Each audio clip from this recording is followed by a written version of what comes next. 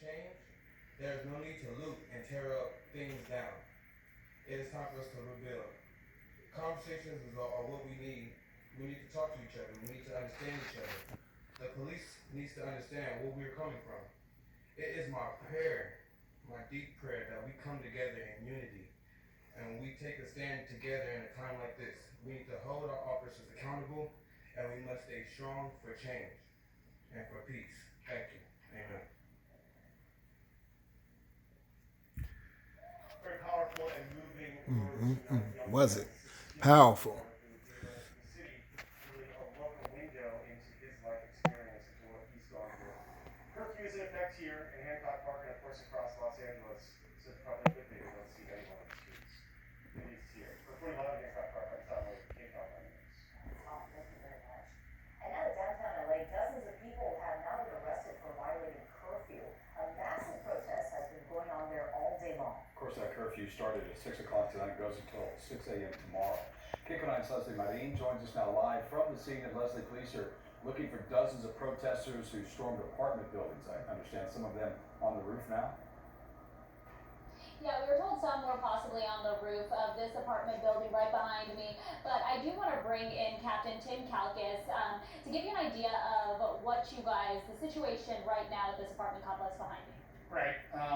Obviously right behind us, we had a group of individuals that were involved in the protest here at 4th and Broadway that pushed their way into this building. Some went to the basement, some went to the roof, and they were throwing projectiles at officers. So security and the business owner asked us to go in there and just make sure that we remove them so they don't cause any more problems for the building. Those people will not be charged with curfew violation only because they were inside the building at the time, correct? Yeah, we're not going to charge them with curfew because they were inside, and I can't prove that they were out here. However, like I said, the business owners themselves have asked us to remove them because they're not residents, so that's what we're doing.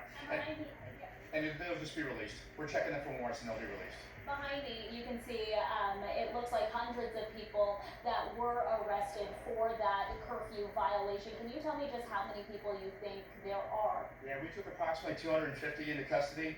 At the time, there were reports of looting and some vandalism that were south of us, south of 5th Street on Broadway. So we responded over here. There was a large crowd in the street. Even though we don't have to give a dispersal order, we did so. They're in violation of curfew. We asked them to leave the area. They would not. So then we told them they were under arrest. They submitted to arrest peacefully. Obviously, we want to facilitate First Amendment rights, and we allow them to do so. But at some point, we have to safeguard the rest of the city and the businesses here. So they were taken into custody. They'll be brought to a facility, and they'll be cited out and released. And you were telling me all day long, though, these protests have been rather peaceful. There have been that many issues downtown. Obviously, the group is marching around. The LAPD here is to facilitate their First Amendment rights. We understand that they have a grievance. We want to allow them to voice their grievance. That is every American's God-given right to do so. And as long as they're peaceful and they're not destroying property, then we'll allow them to do that. Thank you so much, Captain, for talking to us. I do want to get to some sound, if we can, of that peaceful protest that happened through downtown LA earlier today. Go ahead and take a listen.